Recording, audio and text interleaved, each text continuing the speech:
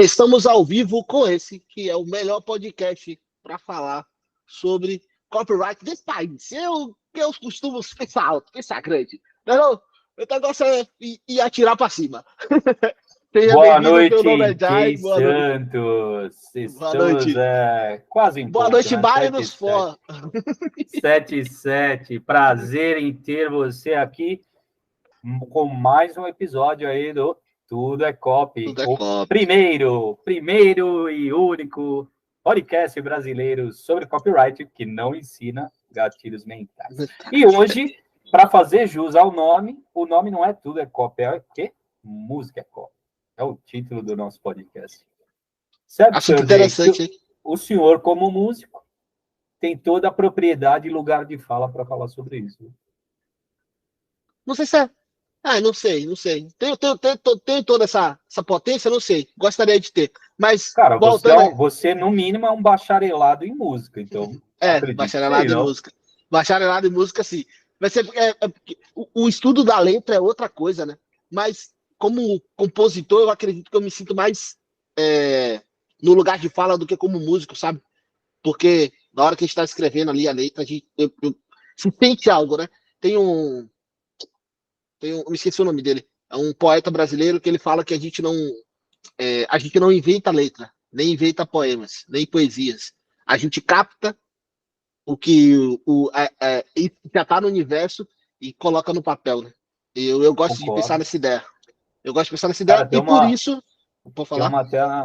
tem uma história do Eric Clapton, cara, sobre uma música que ele fez para o filho dele, que ele perdeu o filho, menino muito novinho, e ele escreveu aquela letra Tears in Heaven, né? E numa Sim. entrevista, um jornalista perguntou para ele, o que significa essa música, cara? Ele falou, cara, eu não sei te explicar, por isso é música. Né? Ali tá todo o meu sentimento em relação Sim. ao evento que aconteceu. Eu perdi um filho, então por isso é música. E aí, cara, prestando atenção na letra, você realmente entende a dor de alguém perder um filho novo. Mas não é sobre isso que vamos falar, né, cara? É sobre... Ainda bem que não, mas só para pontuar um negócio interessante é que esse lance de entender a música de maneira literal é uma das piores coisas que a modernidade fez, né? É A uma música burrice. é uma burrice muito das grandes, né? Tipo, a música entendida de maneira literal. Eu lembro de um negócio que rolou com o Djavan, que ele ganhou o prêmio do Poesia Nonsense. Aquilo é absurdo, bicho. Só de existir algo chamado Poesia Nonsense para premiar um poeta do tamanho de Djavan é absurdo, sabe? É Mas absurdo, foi absurdo. exatamente o nome que me veio à cabeça. É impossível compreender o que o Djavan fala. Mas é exatamente por isso que é poesia, velho. Se for pra você entender de maneira literal, seria um livro, pô. Eu não tô querendo entender literalmente. Eu acho que o Djavan é incompreensível, mas ele só perde para os Engenheiros do Havaí. Mas o Engenheiros do Havaí... Teu áudio tá com delay, cara. Você começa a falar... Tá? Será que sou eu? Não sei, aqui tá normal. Deixa eu dar uma olhada no monitoramento aqui do YouTube. Parece com delay. Você ouve ao mesmo tempo que eu mexo a boca e falo? Sim. Você tá com delay, cara. Será que pode ser esse delay? Configurações? Isso começou agora? Pode ser na internet. Tá incrivelmente com delay, cara. Começou a Não chover sei se aqui. começou agora. Eu comecei a reparar agora. Deixa eu só dar uma ouvida aqui no YouTube. Voltando a falar sobre artistas brasileiros incompreensíveis. Djavan, Engenheiros do Havaí. Não, Engenheiros do Havaí, brabo, hein, cara. Talvez aquela música Ana é inteligível, mas o restante não dá para saber. Então, cara, eu tenho um problema com Engenheiros do Havaí, porque eu acho que o objetivo é sempre confundir. Diferente do Djavan. O objetivo do Djavan nunca é confundir. É fazer a poesia em si. Eu posso estar enganado aqui, sabe? Tipo, e tá tendo pré-julgamento sobre Engenheiros do Havaí. Uma banda que eu já gostei na adolescência e não gosto mais. Toda vez que eu sento pra ouvir, eu falo assim, cara, parece que o cara tá forçando a construção de um texto pra rimar ou pra rimar e confundir. Não é pra rimar, não. É pra confundir. A rima tá ali pra confundir. Diferente do Djavan. O Djavan nem escreve pra rimar. O Djavan, ele tá fazendo, o que ele tá fazendo ali é a construção que faz sentido na cabeça dele. E faz tanto sentido na cabeça dele que nas dos outros não faz. E por Ele é isso é tão uma confuso poesia. quanto, cara. Ele não tá diferente. Ele é tão atrapalhado quanto. Com Sério? todo respeito ao Djavan, pois ele é um Eu maestro, consigo, né? eu Ele é gosto um, muito do que ele compõe, assim, sou ele não suspeito é a só falar. um compositor popular, ele é um É, maestro, mas sinceramente. para mim, ele é um gênio da música popular. Assim, as poesias dele são muito bonitas. Se você tentar desligar o botão da literalidade, você consegue entender o que está sendo dito ali. E de maneira poética. Nunca de maneira literal. Se você for olhar para o texto de verdade, para o que está escrito, né, você vai se perder mesmo. Eu prometo um É dia outro ponto, fazer né? isso, cara. Se você quiser, Agora eu te mando a não estou no playlist, momento. uma playlist para você fazer Manda, isso daí. manda, manda. Porque eu É sou uma fã de pena a Djavan. gente não poder colocar as músicas aqui, As né? músicas, é. Senão o YouTube derruba o nosso canal. Mas acho que todo mundo conhece as letras do Djavan e sabe do que a gente está É, falando. as mais famosas, sim, as mais famosas, sim. Tem umas não tão famosas que eu acho que são piores. Mais fácil do que aprender japonês em braille. Fala sério aí, velho. É potente essa Mas o frase. que é mais fácil, mas o que é mais fácil que aprender? Frase de efeito sensacional. Sensacional. O que é, porque é mais fácil ele aprender japonês em braille do que a mulher se decidir entre o sim e o não. Eu concordo com ele, tá? Essa talvez assim, é a mais elementar, né? Mas tem as outras. Tá? Eu concordo com ele. Você discorda? Você não acha que faz Eu não sentido? concordo nem discordo, eu nunca entendi. Assim, então, deixa pra lá. Não, Bonito, Djavan, foi lá no Faustão. mas não é isso. É porque o que ele tá falando nessa música é que é mais fácil ele aprender japonês em braille do que a moça que ele tá apaixonado e porque ele se declarou decidir entre o sim e o não. Eu acho que, olha, em si é uma ótima copy, cara, porque se a Não, copy é metáfora e a gente cria imagens mentais na cabeça do leitor, ele foi um ótimo copy. Né? excelente cópia. Então, assim, ao invés de eu falar, porra, é mais fácil essa mulher, sei lá, é mais fácil eu comer duas feijoadas do que essa mulher me dar atenção, ele falou, é mais fácil aprender japonês em braille do que essa mulher me dar atenção. Do que você decidir entre o sim e o não. E, ó, a genialidade do cara, ele metaforizou, ele criou a imagem mental e colocou isso no ritmo da música, né? Que é outra técnica. Sim. Também. É outro grande porém, né? E a gente vai falar aqui de um cara que faz isso muito bem também. Apesar que a grande maioria das músicas do Rapa de sucesso não são composições só do Falcão, né? É do Falcão, do Lobato, dos irmãos Lobatos e do Xandão.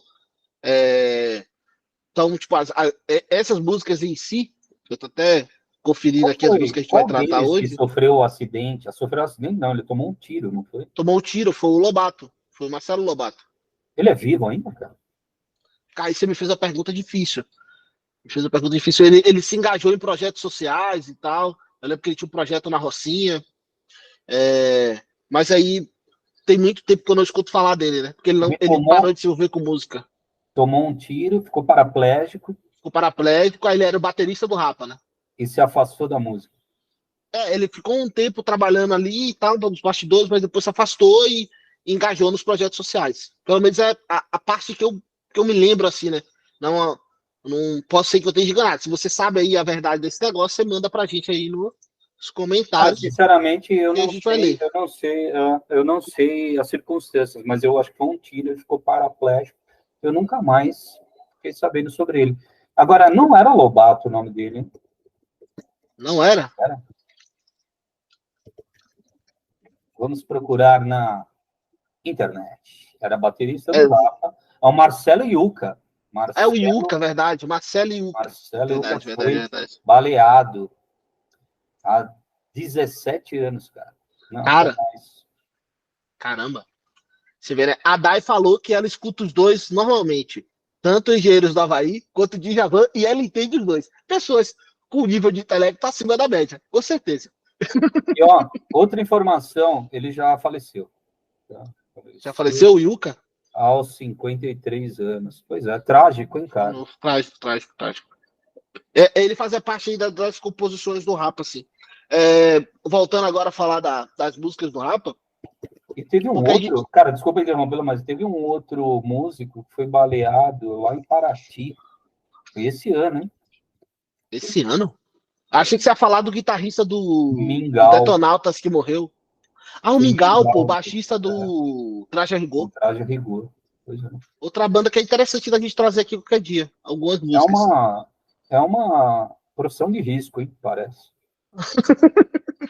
Essa piada, não. Não é Essa piada, piada. cara, mas é terrível, assim, se É, você avaliar. Tem um nível de exposição, não tem? Trabalhar à noite, em local que tem bebida. ah, mas eu não sei, né? Nunca tomei um tiro, já trabalhei com isso durante anos. Eu acho que é mais por conta. Eu não sei, velho. É meio doido, né? A gente corre risco só de estar vivendo na cidade grande, assim. É que a gente não percebe isso acontecendo. Claramente. Os riscos que a gente corre são muito grandes. Só de sair à noite, ver na cidade grande e tal. Mas aqui voltando pro Vamos assunto, falar do rap. Vai. vamos falar do Rapa, que para mim, tá? Isso aí é, na minha humilde opinião, não existe nenhuma pesquisa sobre isso, não existe dados científicos sobre isso, mas para mim, o Rapa foi a voz da juventude ali no começo dos anos 2000. Rapa e Charlie Brown Jr. falavam com a juventude do jeito que a juventude se sentia, era o jeito que a juventude se sentia acolhida, né? É, a outra impressão que eu tenho é que, à medida que o tempo foi passando, a música deixou de expressar o que a sociedade sente para simular o que a sociedade deveria sentir. Então, quando você tem a gente tem um movimento que começa esse lance da sensualização da música, e aí isso começou lá no Tchan, começo dos anos 2000, com o Tchan, e aí foi se intensificando à medida que foi crescendo. Hoje em dia a gente tem os proibidões e coisas muito... O proibidão daquela época é música tranquila hoje em dia, né? O proibidão dos anos 2000, da Furacão 2000, é música tranquila hoje em dia. Era bem mais comedido. Era bem mais comedido. É... o que toca hoje no Faustão não tocava no Proibidão dos anos 2000. Não Se bem tocava. que os anos 80 eram bem selvagens, né? Não na Sim, música, talvez. Na não na TV. música, não na Mas música. Na TV, assim, tinha a banheira do Gugu nos anos 90 também, né? Que a gente pode falar qualquer dia desse. Que era a copa do Gugu no domingo à tarde. a banheira Mas, do Gugu mas sensacional. quando eu olho assim para as letras do rap, eu sempre vejo aquela sensação de raiva, insatisfação e insegurança que o jovem sentia na época, que é normal do jovem sentir, né? Quando você está ali na sua adolescência, querendo se sentir independente, né? Ser independente dos seus pais, ser independente da sua família, ser independente por meio das suas ideias. O que acontece é que o Rapa conseguia levar isso para outro lugar, o Charlie Brown também, só que eu acho que o Rapa conversa muito mais com quem cresceu na comunidade, com quem cresceu na periferia, do que o próprio Charlie Brown, né? Só para contextualizar um pouco, eu sou do interior da Bahia, eu cresci numa ruazinha, com chão de terra batido, alagava até o joelho quando chovia, e aí a gente depois disso, meu pai e minha mãe lutaram muito, tá? Lutaram muito, trabalharam muito para me dar uma vida boa. A gente foi para Salvador e aí, por volta dos meus 10, 11 anos, eu fui para a capital e eu comecei a ter um padrão de vida de classe média, né? Mas eu ainda me sentia esse garoto pobre do interior.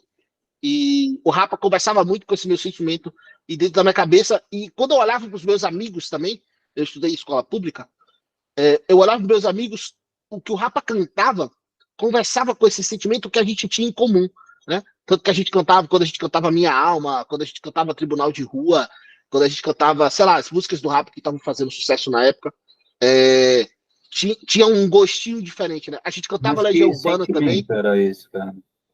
Era esse Que sentimento sentimento? de revolta e busca pela independência. Eu acho que 90% das músicas do Rapa tipo, que você lê assim, você sente esse lance de. Não é uma revolta contra o mundo, sabe? É uma revolta pelo que está acontecendo. E, Talvez pela pressão, né?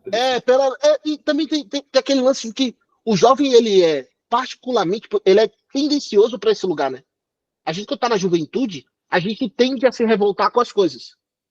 Parece que era óbvio, tipo, todo jovem Eles tem algo são, que ele eles tá são do Rio, certo? com a fim de reclamar.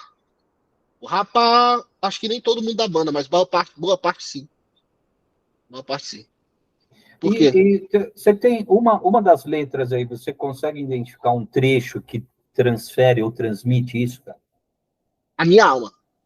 Para mim, a minha alma é muito clara quando fala aqui no. A minha alma está armada e apontada para a cara do sossego, pois paz sem voz não é paz, é medo. Para mim, isso, tipo, diz tudo que o jovem gostaria de dizer para os pais que mandam ele calar a boca desde casa, ou para a professora que manda ele fazer silêncio na sala de aula, ou para o chefe dele, quando ele está começando a trabalhar. Esse sentimento de revolta, de tipo, eu tenho que ficar calado, sabe? Tipo, eu tenho que ficar calado, mas, tipo, se eu ficar calado, só para ter paz, eu não tenho paz, eu tenho medo. Então, eu acho que tem muito dessa ambiguidade, desse. Sei lá, eu não sei se você tá conseguindo me entender. Tô conseguindo ser claro ou tô viajando muito? Me ajuda aí. Tá viajando um pouco, mas eu tô te ouvindo como eu ouço o Djavan.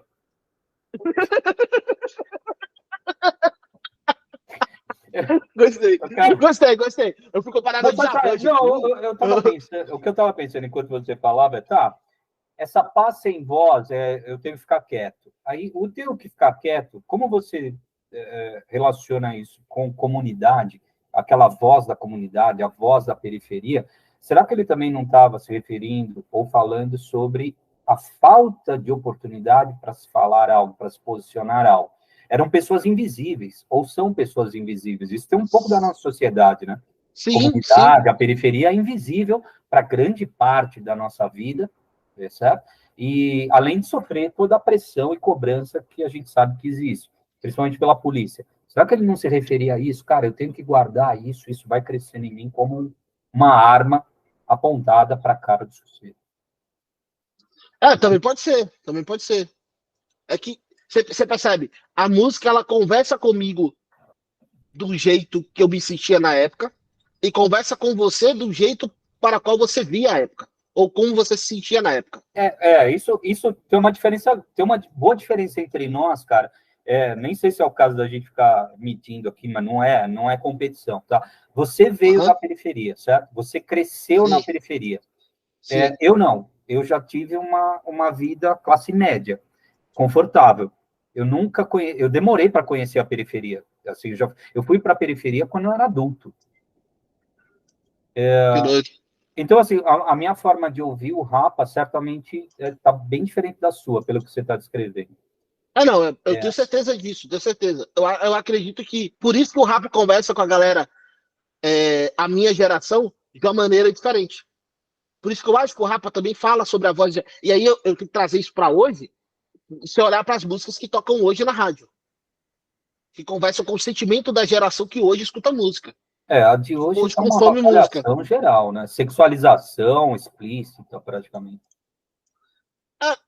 Mas se você pensar, é o que a galera quer, né?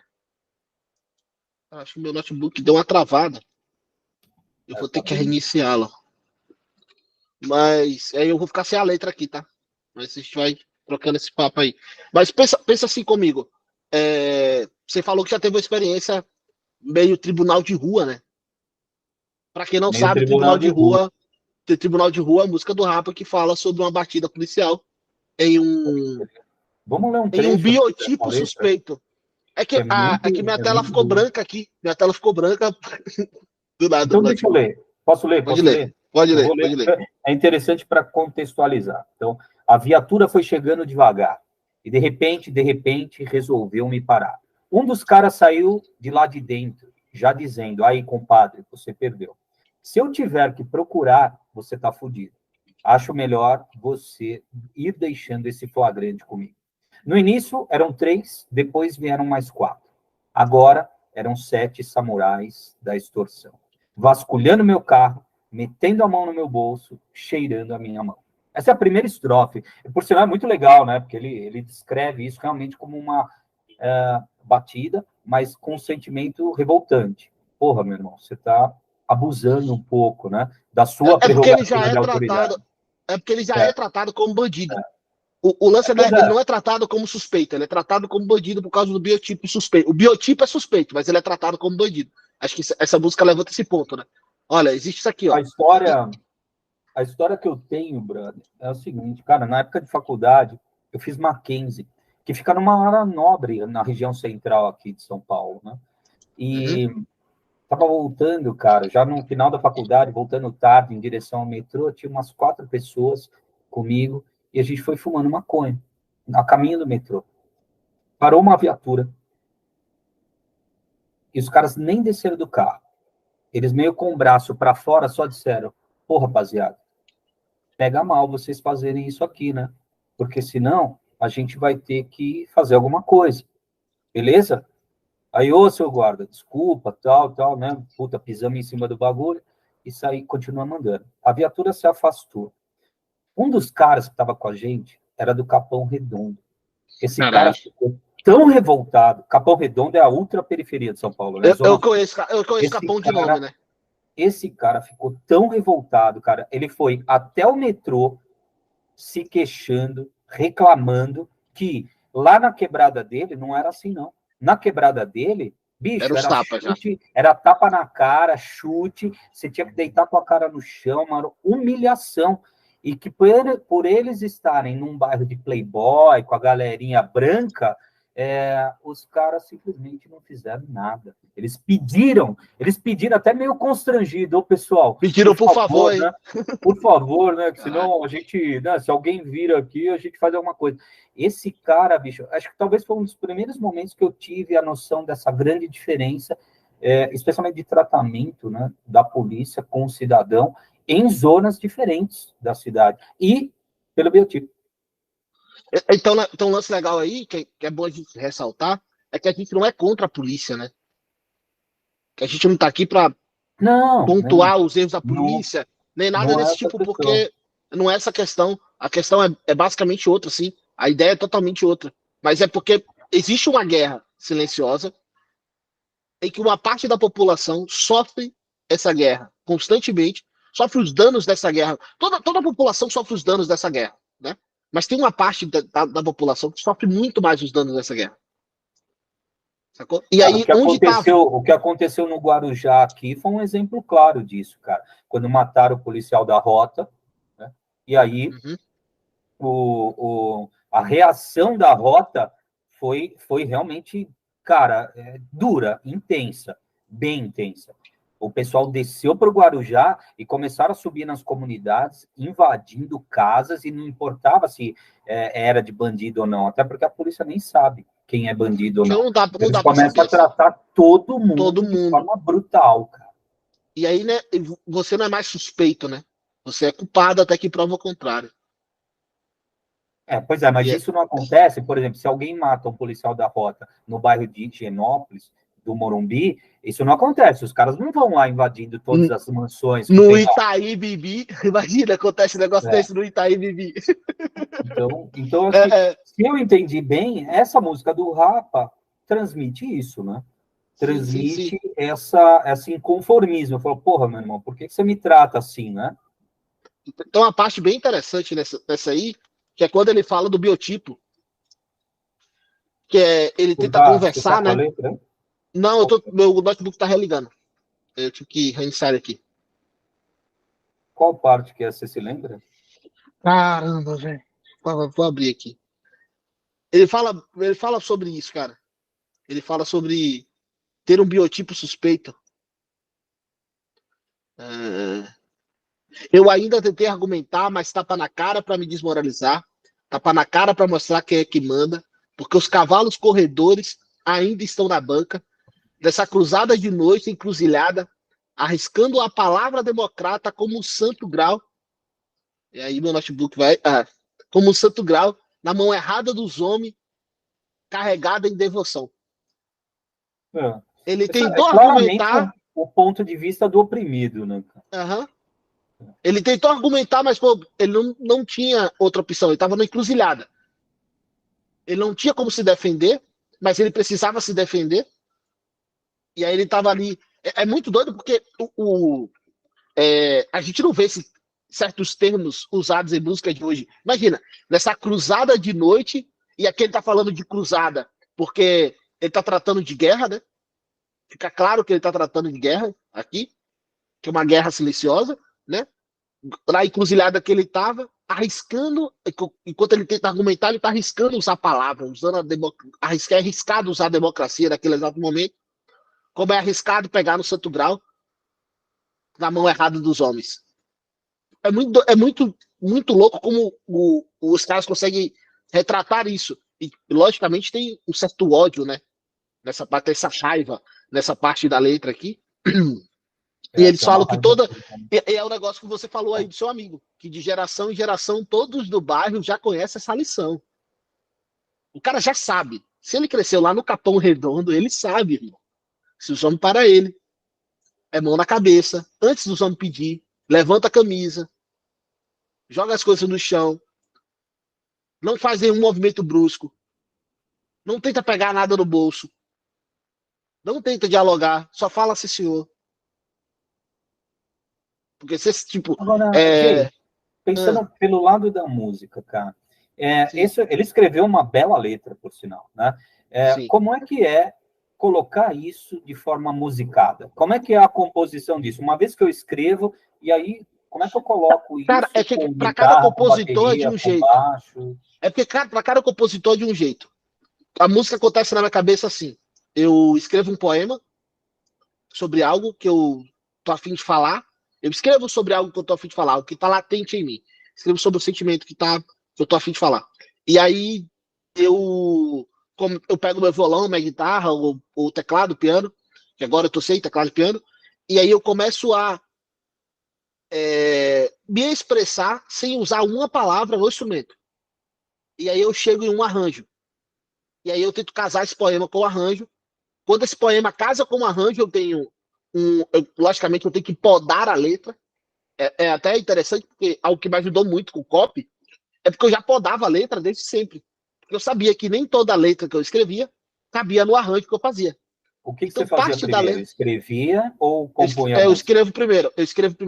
Sempre escrevo primeiro. Tem música que nasce junto. Tem música que vem tudo, assim, parece que baixou o santo. Aí, pum, e já vai. Mas quando é meditado, quando é premeditado, né? Que eu acho que é o que acontece aqui, porque como tem muito parceiro na música, essa aqui é do Marcelo Iuca, né? Tribunal de Rua é do Marcelo Iuca. Mas as outras músicas do Rapa tem mais de um compositor. Quando tem mais de um compositor, provavelmente um faz uma parte, o que faz outra, eles sentam juntos. Quando tem várias pessoas compondo. Já aconteceu de você ter uma melodia na cabeça, bolar uma melodia e depois tentar encaixar uma letra? Normalmente, quando vem a melodia, é porque nasceu para ser melodia. Raramente isso acontece. Tipo assim, uma melodia casar com a letra. Você não tenta colocar a letra? Não. Quando nasce melodia, é para ser melodia. Nem toda melodia precisa... É um processo de produção interessantíssimo, hein? Pelo menos é assim que funciona na minha cabeça, né? O que acontece na música, assim, quando tá ali a letra... Eu tô tentando abrir o YouTube aqui, tá, gente? Para não perder os comentários. O que acontece na minha cabeça é o seguinte: eu fiz um texto. Imagina que eu escrevi um texto aqui agora sobre algo. Esse texto me remete a algo. Eu vou tentar expressar isso que esse texto me remete, de maneira que musicalmente, de maneira que eu não preciso usar uma palavra para que a música que você escute diga a mesma coisa que a letra. Então, quando você, sei lá, pensa numa música que você gosta, me fala uma música que você gosta muito. Você acha essa música bonita, cara? Cara, tem várias, velho, mas você quer saber mesmo? Vai, manda aí. Aquela do Raimundos, cara, que é forró puteiro em João Pessoa. Eu acho essa música extraordinária, velho. Se você notar, a letra é excepcional. A letra ela é toda arrumada, cara, ela é toda harmonizada, e ainda os caras colocaram um forró, um hardcore, um punk. Olha, é muito, muito divertida. É divertido, eu gosto. Mas eu vou levar para outro lugar, tá? Uma música que a gente até falou aqui. Ela não é poética, né? Não sei se foi isso. Não é poética. Pediu, mas... É uma música mais poética. Porque se você olhar, sei lá, uma música do... Então Luísa. Luísa do Tom Jobim. Bom, Luísa do Tom Jobim. Se você tira a letra de Luísa, escuta só o arranjo, você sabe sobre o que a letra fala. Você sabe sobre o que a música fala. Porque a música te fala algo. Quando você escuta música clássica, quando você escuta jazz instrumental, a música te diz algo. O instrumento te diz algo. A instrumentação te diz algo. A ponto de você não precisar ouvir a letra, alguém dizendo, olha, é sobre isso, é sobre aquilo. Sabe uma coisa que é muito interessante? Escuta um punk rock. Pega um punk rock do Sex Pistols. Tira a letra e deixa só bumbo, bateria e guitarra. Você vai saber que aquilo tá falando sobre raiva, tem um sentimento de revolta, tem algo ali, sabe, que a letra tá ali é só para complementar. Quando isso para mim é assim, tá? Quando vem verbalizar, a letra, né? Verbalizar. Verbalizar, exatamente, verbalizar. Quando a letra vem primeiro, sabe uma outra música legal também é Ave Maria da Rua, do Raul Seixas. Essa música é bonita. Essa eu não conheço. Não conheço. Cara, uma pena a gente não pode tocar, né? Porra, YouTube. Sacanagem. Eu vou procurar ouvir depois. Vou procurar ouvir depois. Letra, música. Ali você tá falando de letra poética, Tom Luísa, do Tom Jobim, e Ave Maria da Rua. Realmente, não, ali. São letras sobre o amor, né? Não. O Tom Jobim é maravilhoso. Eu gosto bastante dele. Eu gosto bastante. Mas o Raul, assim, eu não. Raul não é um cara que eu conheço muita coisa, além do que é famoso, sabe? Além do que fez sucesso no mainstream, eu não conheço muita coisa do Raul. Essa música, pelo menos, desculpa a minha ignorância, não fez sucesso no mainstream. Ou fez, eu não sei. Não tem problema. Mas voltando, que eu acho que esse assunto é ao final o principal, né, da nossa live. Você disse, então, que, porra, o Rapa, ele transmitiu a mentalidade de uma galera da comunidade da periferia numa época, começo dos anos 2000. Hoje em dia não tem mais, né? Minha primeira pergunta, não tem mesmo? Né? E eu acho segunda que tem, pergunta, além do Rapa, na sua época, não tinha mais nenhuma outra banda que falava o que ele falava? Não. Não tinha? De rock, não. De rock, não. Você tinha um rap, que aí você teria artistas como Racionais, MV Bill, tinha outra galera. Tinha uma galera que gostava pra caramba. Black Alien. Por exemplo. Pô, Chico Sainz. Mas ali não é rock, né? Ali é maracatu. Você fala de rock? Eu tava falando de rock. Mas você falar do maracatu, com certeza o Nação Zumbi e Chico Sainz estão aí performando dentro disso também. E eles eram até mais precisos, né? Porque eles falavam da realidade do povo nordestino. Que é um pouco diferente da realidade do povo do Sudeste. Sem dúvida. Do Sul-Sudeste.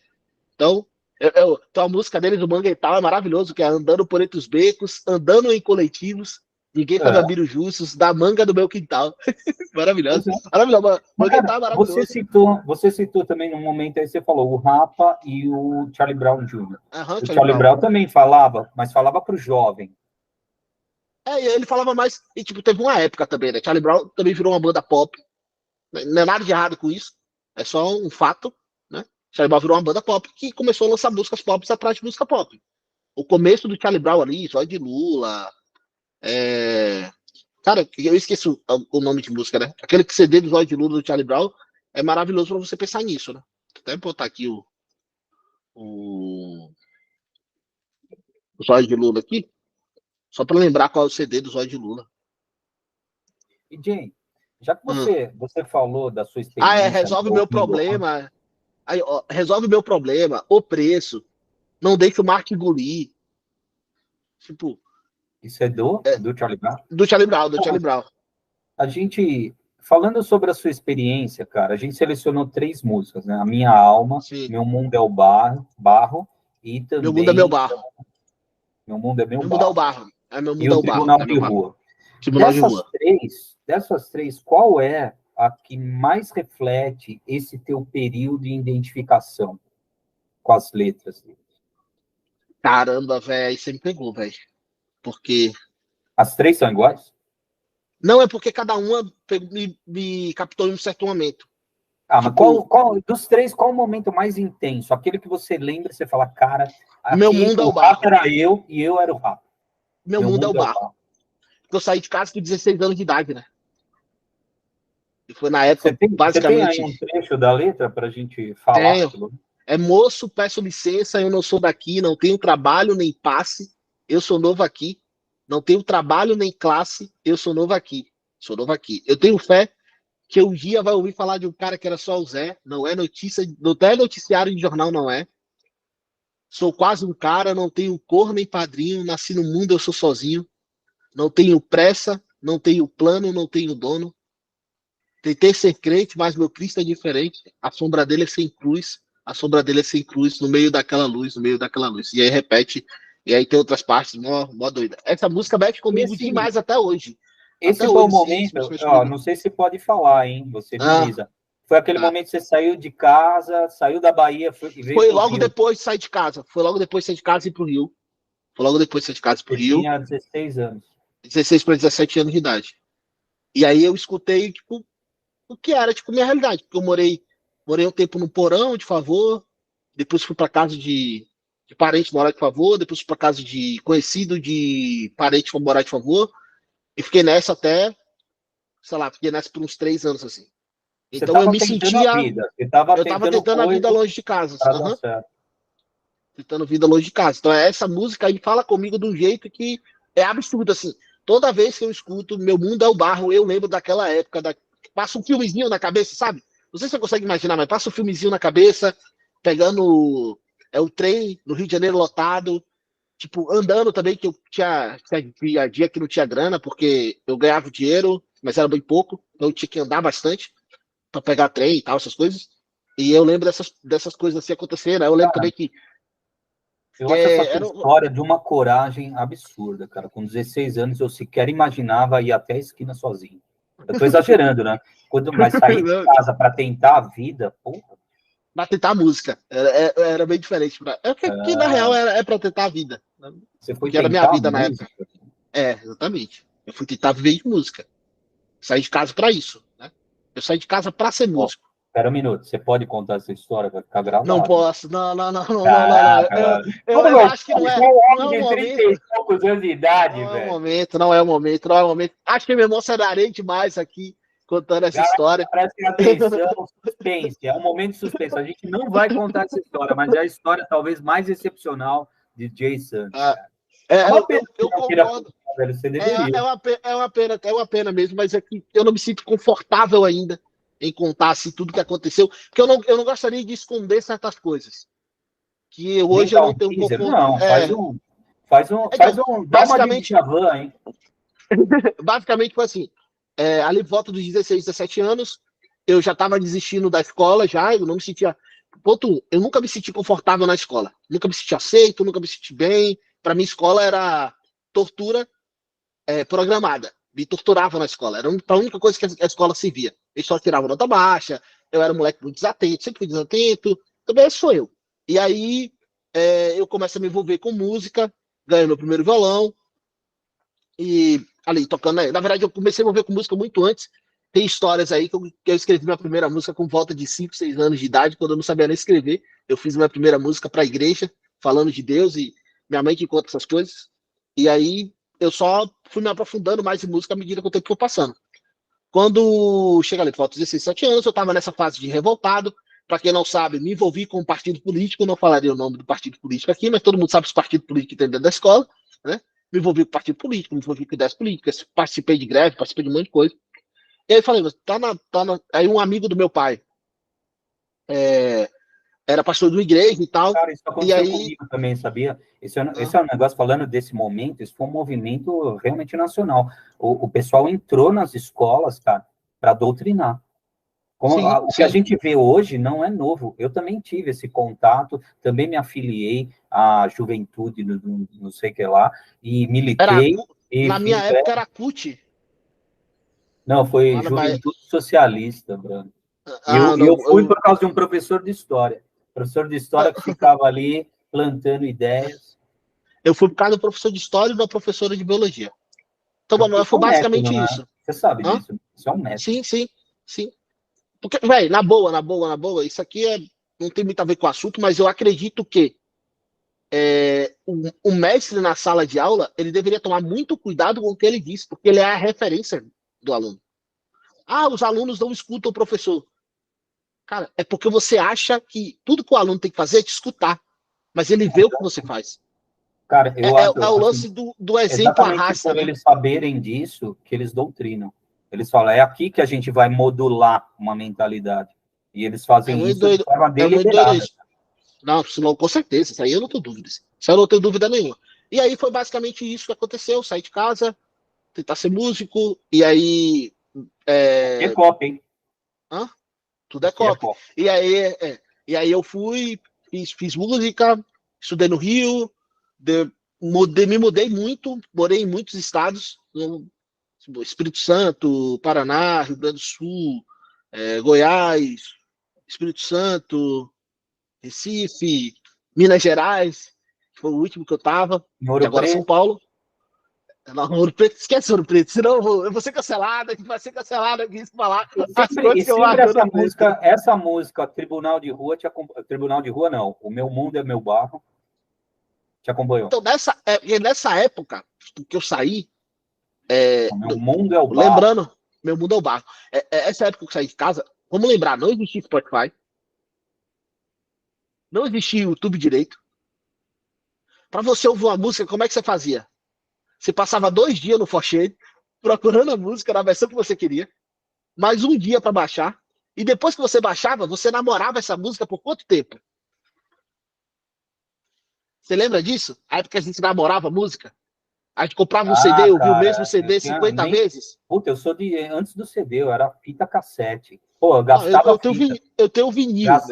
Gastava fita, cara. Brincadeira. Mas falando então sobre o que te pegou, ficou memorizado, se essa música te acompanhou. Não, essa música me acompanhou. Foi meu despertador durante o tempo, foi meu toque de celular. Tá, porque eu acredito que ela conversa não só com... é muito pessoal, conversa com o seu sentimento. Não, cara, se você olhar para 90% dos caras que saíram de casa e que, ou que estão procurando longe de casa o sustento, sei lá, não sei se você tem contato com esse seu amigo lá do Capão Redondo que fez faculdade com você. Não se você Mas pega qualquer garoto que saiu da comunidade, que, sei lá, ou saiu de perto de casa, saiu da redondeza ali do mundo comum dele, né? E foi para outro lugar e fala sobre essa música. Ele com certeza se sentiu esse cara que pede licença para falar que é novo, sabe? Tipo, você tá pedindo licença para existir em um novo lugar, sabe? E aí você não é conhecido de ninguém, você não faz parte do plano de ninguém, você não tem nem plano, você tá ali só sonhando, só pensando, né? E você tá nessa busca. Tipo, Meu Mundo, Meu Barro conversou comigo porque eu tava na busca de algo. Você falar que algo você estava buscando, não faço a menor ideia. Na época, eu não sabia. O que você quer ser? Eu quero ser músico. Como? Não sei. Eu só quero. Sabe? Não existiu um plano. Isso me lembrou de uma outra história. Você sabe, o meu filho sofreu um enquadro recentemente, pouco depois desse evento do Guarujá. Ele estava descendo para a praia em 4 no carro, 3 negros e ele é japonês, né? Ele é mestiço. A polícia parou o carro. Eles estavam ouvindo funk no último talo, assim, um com o pé para fora, no meio da estrada. A polícia parou, mandou todo mundo descer. Ele foi o único que teve enquadro. Ele foi o único que sofreu violência. Violência, assim, foi feita a revista, uma revista intensa. Né? Os outros 3 ficaram trocando ideia com o outro policial. Só trocando ideia, só batendo papo. Os outros 3 negros. E o meu filho, que é mestiço, teve que abrir as pernas, botar a mão no carro, sofreu ali uma revista. E ele ficou indignado com isso. Cara. Eu falei, cara, é muito louco. Realmente é uma mudança de época, de fato. Né? Muito provavelmente, e aqui é uma teoria da conspiração minha, os policiais ficaram com medo de dar uma dura nos negros. Nos 3 amigos negros. Eu acho que eles ficaram com receio. Por quê? Pô, se ele faz alguma coisa mais prejudicial ali, ou que pode ser interpretada como prejudicial, os caras iam gritar, os caras iam questionar. E isso pode ganhar mídia, e isso pode macular a imagem da polícia. Portanto, eu acho que os caras têm uma instrução diferenciada da que foi na época, da tua época, concordo plenamente. Concordo plenamente. A polícia não... E até por isso é importante falar que, gente, a gente não está num estado onde a guerra é exceção. É completamente oposto. A guerra é o padrão. Tem áreas da cidade onde a defesa pública, que é a polícia é o braço de defesa da população. É para isso que a polícia serve, para proteger os cidadãos, para proteger o status quo social, né? Mas para ser mais preciso, tem áreas da sociedade, tem partes da cidade que a polícia não pode entrar. Você imagina, tipo, a gente não está num estado de padrão. Falando sobre atualmente, não há nenhuma banda que fale o que o Rapa falava atualmente. Cara, que eu conheça, não. Pode existir, mas fora do mainstream. Você percebe que... E aí eu tô trazendo só pro mainstream. Por quê? Porque é o mainstream que comunica com toda a sociedade, de maneira geral. Quem conhece, quem gosta e quem não gosta de Rapa, conhece o Rapa. Porque o Rapa tocou no mainstream, né? Então, tipo, o Rapa eu sei, isso é uma música ou duas. Porque o Rapa foi no Postão, o Rapa foi pra televisão, o Rapa tocou no Fantástico, o Rapa furou a bolha, sabe? O Charlie Brown furou a bolha. Como o Rapa fazia, não há. Ah, sabe uma outra banda que eu lembrei? O Planet Hemp. Planet Hemp falava também. Mas o Planet Hemp era sobre a legalização das drogas. É. Quem não era usuário não se identificava tanto com o Planet Hemp, não. Talvez eu acho, né? Não sei. Você acha que todo mundo se identificava com as músicas do Planet Hemp, sendo usuário ou não? Bom, boa pergunta, meu caro. Boníssima pergunta. Eu fui em shows deles, bem lotados. Uhum. Possivelmente de maconheiros.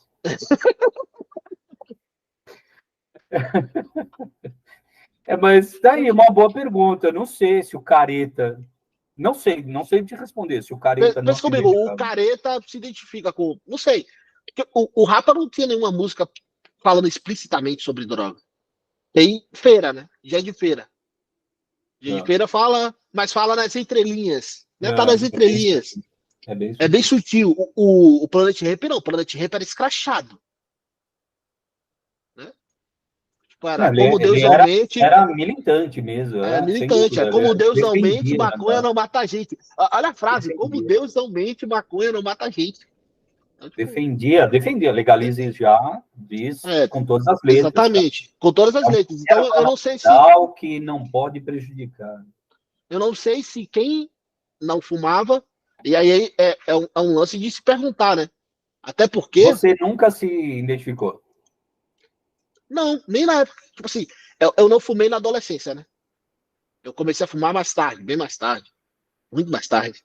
Comecei a fumar depois de velho. Ainda bem parei. Eu comecei a fumar depois dos 25.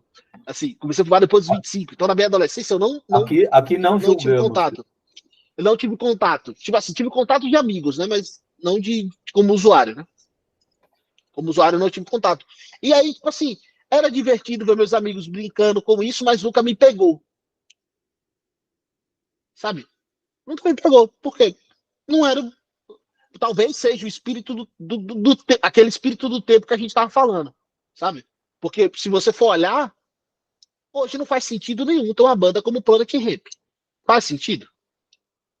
Não, vai perder o apelo, né? Não tem apelo nenhum. Não tem apelo nenhum. Não, hoje não é proibido. Nenhum. Na época era proibido, na época você ia preso. Hoje não. Então, acho que na época, assim, ele verbalizou um sentimento daqueles que se sentiam prejudicados. Porra, por que eu não posso fazer, né?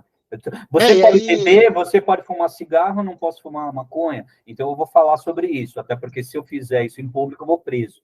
Eu vou preso, exatamente. E falar não dava cadeia ainda no Brasil, né? Hoje em dia dá, mas a gente não pode falar sobre isso. Mas, cara, falando então sobre bandas atuais, eu não consegui imaginar nenhuma. Como é que você vê essa evolução? Quer dizer, não tem nenhuma banda, mas tem bandas e tem música que são a voz da comunidade, voz da periferia. Sim, mas aí agora são outras coisas, né? Eu acho que o funk ostentação, essa música, eu não sei nem o nome, que é um rap que você nem entende a letra direito que o cara tá falando, o cara fala muito ele come muitas letras, né? Quem? Tem um rap de uma molecada nova aí que ao invés de cantar a frase inteira, ele corta a palavra no meio, fala muita gíria, tem gíria que ele inventa para chegar no resultado musical que ele quer. Tem um nome para isso, eu não vou saber dar esse nome exato para isso, mas tem um novo tipo de rap, né? Rap, entre aspas, né? Eu acho que nenhum rap conversa mais com a periferia, do jeito que conversava. O samba também não, o samba já foi a voz da periferia.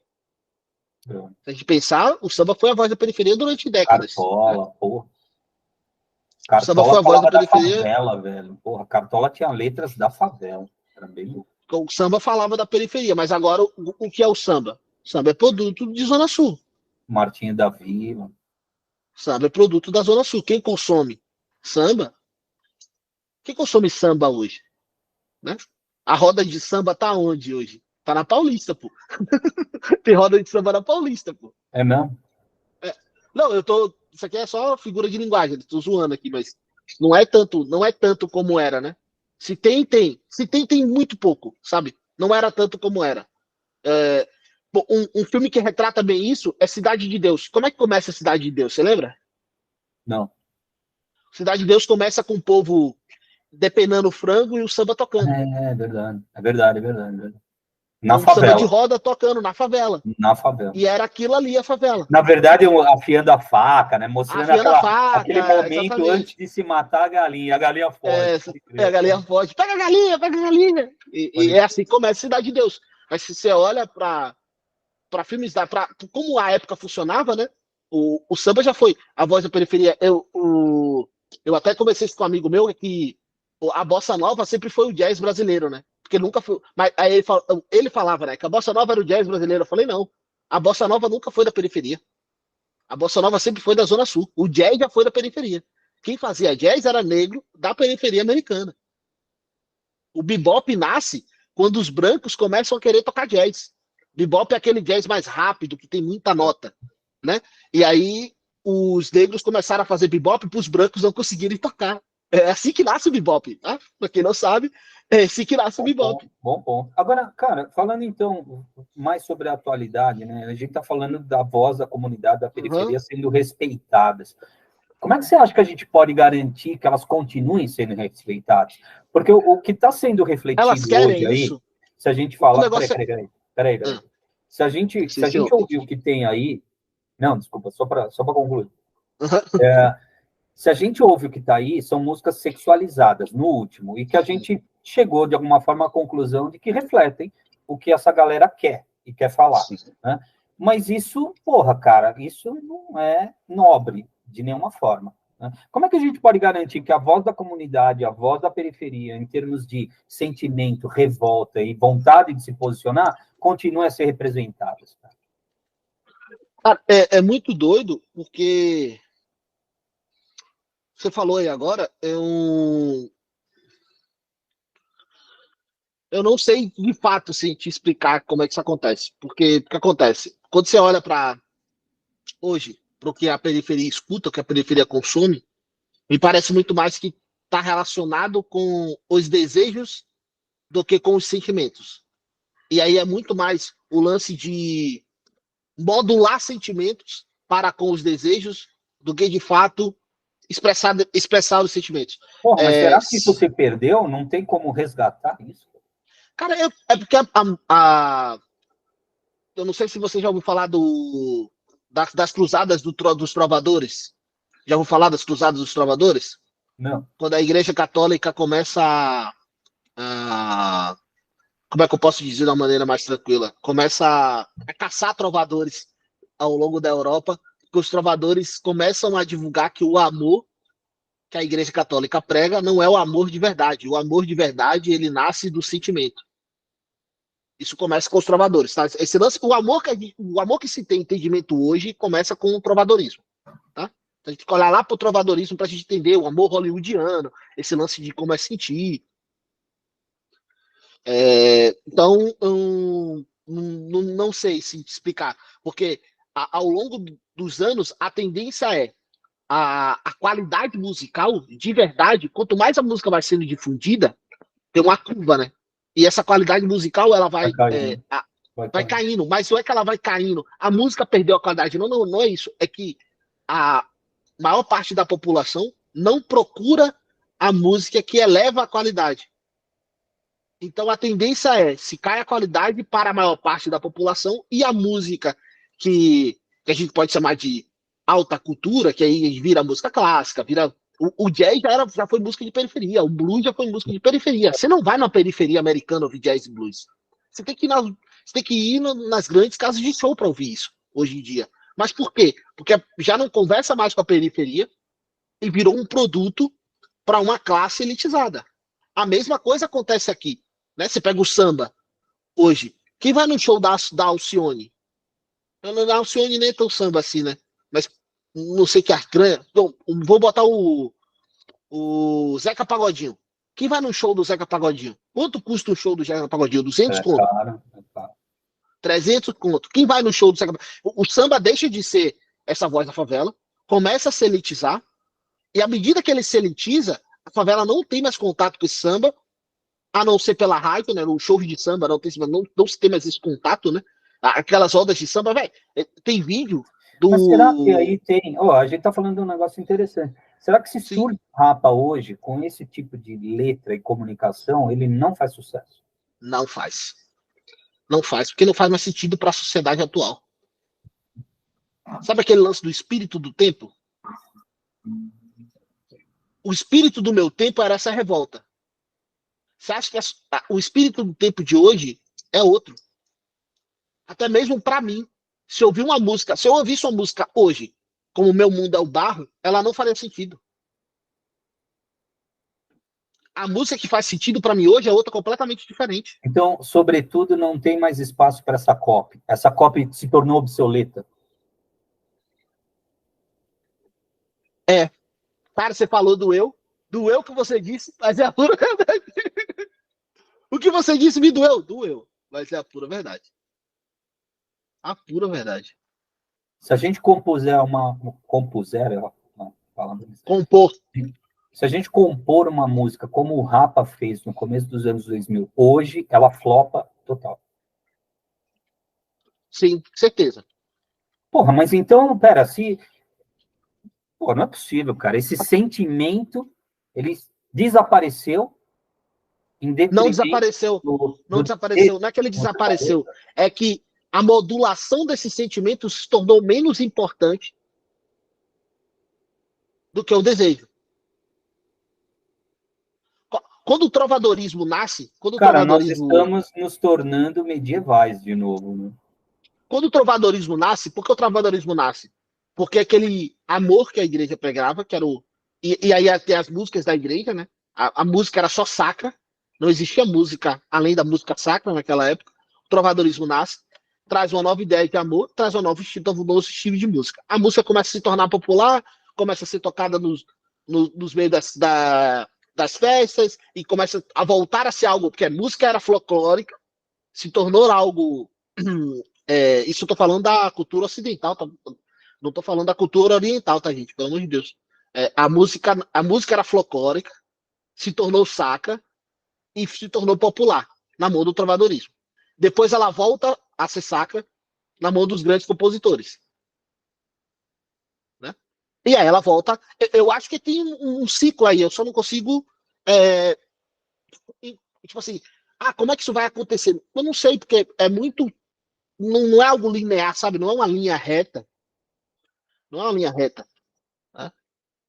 Então é muito interessante olhar assim, ó, onde a gente está hoje. A gente está no lugar onde o desejo que é mais carnal é o que mais modula a necessidade humana atual. A necessidade humana atual pela arte está mais no desejo carnal. Se a gente olhar para filme, para seriado, para música, de maneira geral, o que a gente encontra são mais as expressões desses desejos carnais. O Rapa não falava desses desejos carnais. Se a gente olhar para a letra do Rapa, a gente vai encontrar desejos mais intelectuais, desejos mais sentimentais, e não sentimental no de ser piegas, de ser apaixonado, nada disso. Era um desejo mais... Sobretudo, era um sentimento... escrever música, né, cara? Uhum. Era o sentimento de ser aceito, sabe? Eu acho que não tem mais sentimento. Eu acho que tem o sentimento de... Hoje as letras são muito mais simples. Muito mais simples. A tendência é se tornar mais simples mesmo. Porque aí a cultura vai baixando e vai se tornando mais simples. Isso aí é normal. E aí é o lance. Vai chegar uma hora... Anotem o que eu tô falando, porque Já chegamos a quase isso, mas eu falei isso lá atrás e todo mundo riu da minha cara. Eu falei, vai chegar uma hora que o funk da favela vai se tornar produto da elite. Como aconteceu com o sertanejo. O sertanejo era a música do sertão, que era a viola, o violão, os caras tocando no rancho. Hoje, isso é uma música de elite. Como aconteceu com o samba. Você acha que isso está acontecendo com a COP também? Hoje a COP ela precisa ser simples. Você não consegue fazer uma COP mais erudita? Não estou falando machadiana, mas uma COP mais elaborada. Machadiana é maravilhoso. Sob o risco de não ser compreendido? Sim. Dependendo do público, sim. Se você quer falar com a massa, o fato é que você tem que ser mais, como é que eu posso dizer, sem parecer soberbo, né? Você tem que usar os termos, você tem que usar os termos mais simples, a linguagem mais simples, para que o público não se sinta confuso, né? Porque o público confusão não vem de nada, né? Não faz o que você quer. Exatamente. A gente estava conversando sobre uma COP na live, na última live, que era aquela COP que o cara fez sobre a navegação, lembra? Procura-se homens fortes, que gostam de aventuras. Pensa se você coloca aquilo no jornal hoje para contratar gente para sua empresa de marketing. O que aconteceria? Pouca gente ia entender, né? E outra coisa, e quem entenderia do jeito errado também, né? Teria gente que entenderia do jeito errado. Tem uma copy do David Ogilvy que eu achei maravilhosa, que era como ele contratava pessoas para a equipe dele. O David Ogilvy procurava pessoas criativas, dispostas a trabalhar até tarde e sem pretensões de ganhar mais do que ele. Tem como você postar um negócio desse hoje em dia? Tem como você postar um negócio desse hoje em dia? Engraçado. É muito doido, porque não tem como você postar uma cópia dessa. Vou procurar.